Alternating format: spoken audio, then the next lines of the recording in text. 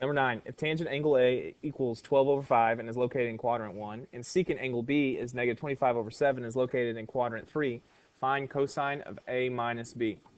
So right here what I have is a cosine of A minus B. That's a difference formula. If I pull up the formula chart here, and I'm going to scroll down until we find a difference formula. And so I'll scroll down here, and I'm looking under sum and difference.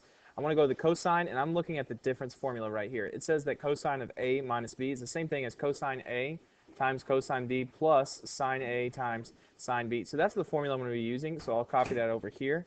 It said that cosine of A, and I'm just going to use capital letters here, of A minus B is equal to cosine of A times cosine of B plus sine of A, sine of B. And again, that was just straight off the formula chart. Now, in this particular case, what we don't have is actual angles. We have ratios. And so what's going to be a little bit trickier here is instead of thinking in terms of angles, I'm going to think in terms of triangles. So I'll draw two triangles here. One will be for the angle A, and the other will be for the angle B. So let me pull up here, triangle. This will be triangle A. This one over here will be triangle B. So it's triangle A. This is going to be our triangle B. On triangle A, it says that tangent is 12 over 5. Now, psi y cos x, tangent is y over x. So the 12 is going to be our y. Our x is the 5. And so what we're missing is the h. And you could do Pythagorean theorem here. And so you'd have 5 squared plus 12 squared. That's going to end up giving you 13. For the sake of time, I'm just going to write that there. And then we come to our other triangle. And here we have secant, which is h over x. And the negative never goes with the h. It always goes with either the x or the y. In this particular case, it'll be the x. So the x is negative 7. And the h is 25. Now this one, I'm not really so confident on what the other end is. So here I will do the Pythagorean theorem. I'll say that negative 7 squared plus my y squared will equal 25 squared. And so this is 49.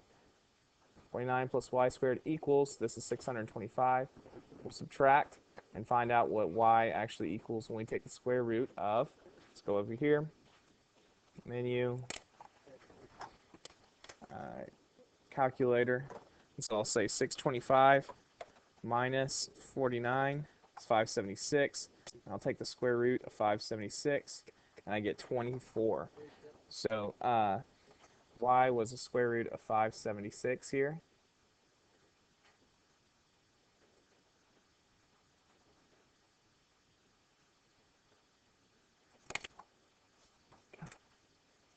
And so we get the y is 24.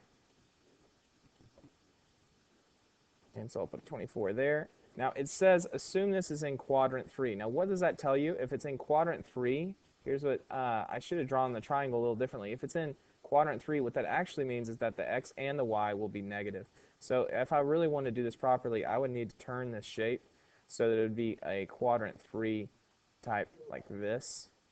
This would be more like what it should look like.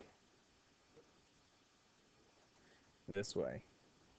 That would be more the shape where we're going down, left, and this is the hypotenuse working this direction from the origin here.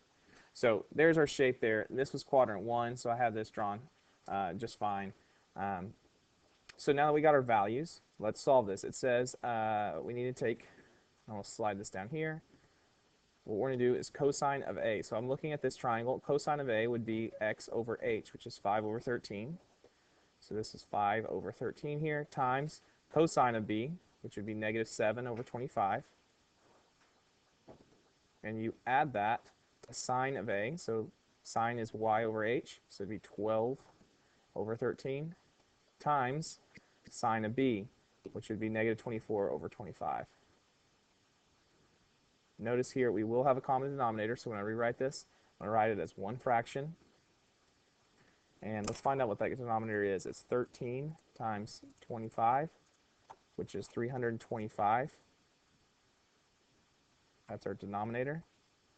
Over 5 times negative 7 is negative 35. And then we're going to, this positive is actually going to turn negative with this. It'll be minus 12 times 24, which I believe is 288. Check that. Yeah, it's 288.